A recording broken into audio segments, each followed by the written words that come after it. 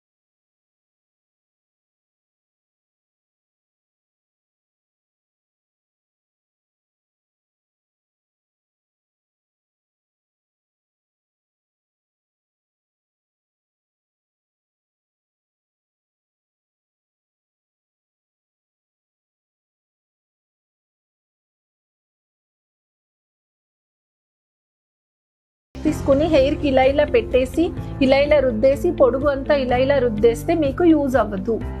లేదంటే direct shampoo మీరు చేసే మెథడ్ నార్మల్ గా ఏదైతే చేస్తున్నారో దాని వల్ల హెయిర్ డ్యామేజ్ అవుతుంది, సరిగ్గా అంతా కూడా ఈవెన్ గా అప్లై అవ్వదు, హెయిర్ చాలా డ్రైగా అనిపిస్తుంది.